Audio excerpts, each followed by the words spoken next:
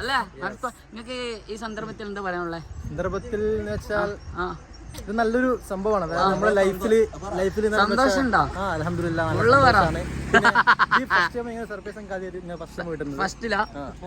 നല്ലൊരു സന്തോഷമുണ്ട്.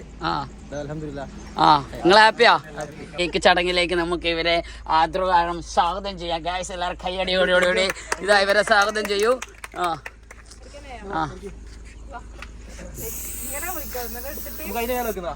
ഗായ്സ് സമയം 12 മണി.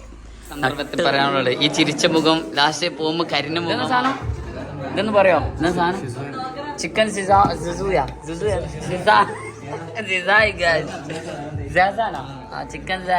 ഗായ്സ്.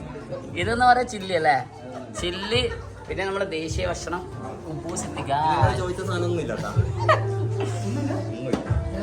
മയോണിസ്. ഇത് ഇഞ്ചി ചട്ടിനി. ഇത് മറ്റേ എന്താ പറയാ മുനസ ഈ സാധനത്തിന്റെ പേരെന്നാ? ഇതാണ് മറ്റേ ഇത് ഗായ്സ്. ഇതിന് എന്ത് പേരിങ്ങനെ കിട്ടി വിളിക്കുക? ദേശീയ ഭക്ഷണം പൊറോട്ട.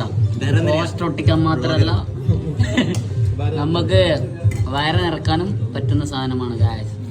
അൽഫാം ഗായ്സ്, അൽഫാം നമ്മളെ ദേശീയ ഇവിടുത്തെ ഇന്ത്യയിലെ പ്രധാനപ്പെട്ട ഭക്ഷണം, ദേശീയ ഭക്ഷണം ഗായ്സ്.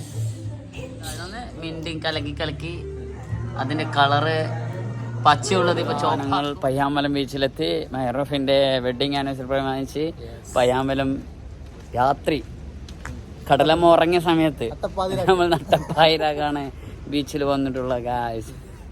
പയ്യാമ്പലം 12 മണിക്കാണ് ഞങ്ങൾ ഉള്ളത് ഗായ്സ്.